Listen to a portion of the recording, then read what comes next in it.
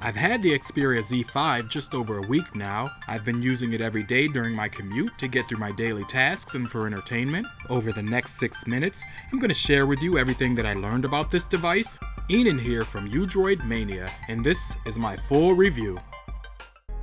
The Z5 is a solidly constructed piece of slate that hasn't changed drastically since the original Xperia Z.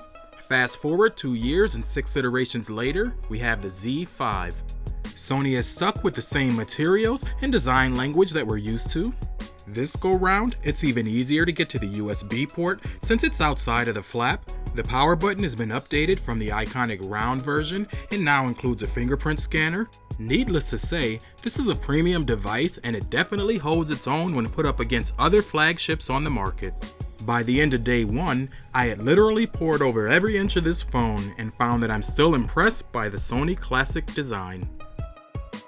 On day 2, I take a look at the software, and Sony hasn't changed much there in terms of the overall UI, but I do feel it's cleaner and has a much more stock-like appearance with hints of pure Android coming through.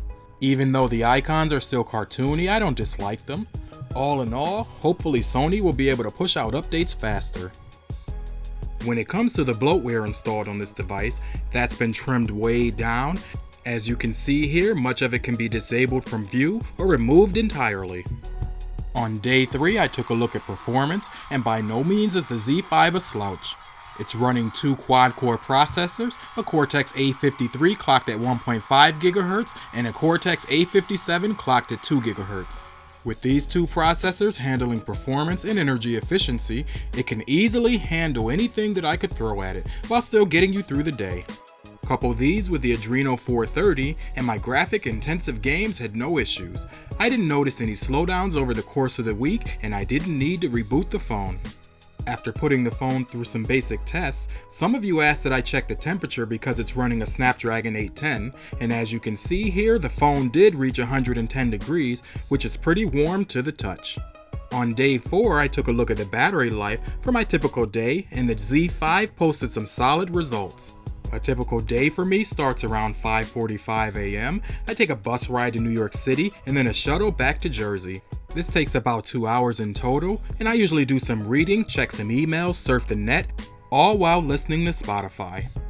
Sometimes I need to use GPS to get from point A to point B, and luckily for us, today just happens to be one of those days.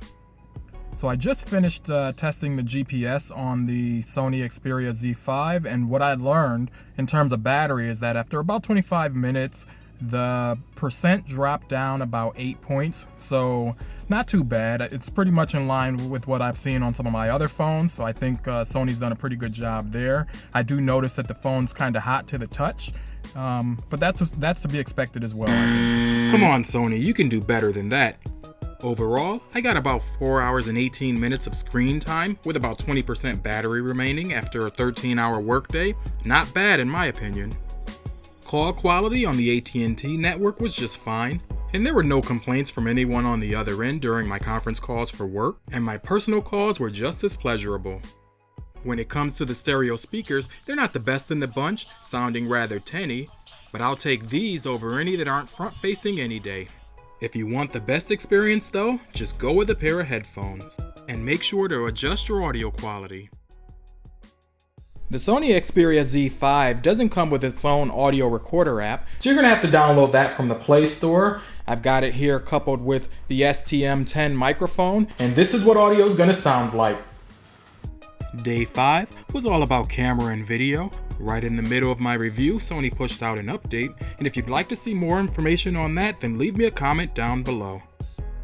The camera on the Z5 is one of its best assets. It's been updated to a 23 megapixel shooter, and for the purpose of this review, I mostly shot in superior auto mode since that's the mode that the average user would use. Here's some sample video, and I've also got some photos that I've taken. If you'd like to see a full review of the camera, then thumbs up the video to let me know. I gotta tell you, in daylight I thought that the camera performed really well. As you can see here when we zoom into shots, there's not a lot of issues. On the flip side, however, if you push into shots taken in low level lighting, then you're gonna notice some graininess. Day 6 is about one of my favorite things on the Z5, the display. It's boasting a 5.2-inch 1080p panel and comes in at about 428 pixels per inch. And trust me when I say, you're not going to see any pixels here with the naked eye on this phone because clearly they're just not there. Sure, it's not AMOLED like the Galaxy S6 or even Quad HD, but this panel is sharp enough and vivid enough that you'll enjoy media consumption on it from hours on end. When it comes to viewing angles, I felt that this was something that Sony addressed with this panel. I didn't notice any color shifts, contrast remained, and the screen stayed bright. Overall, I'd have to say I think they've gotten significantly better. Okay, so there you have it. What do you guys think of the Sony Xperia Z5? Leave me a comment down below and let me know your thoughts. If you're new to the channel, now would be the time to go ahead and click that subscribe button to stay up to date and for more content like this. As always, I'd like to thank you for watching, and I'll talk to you in the next one.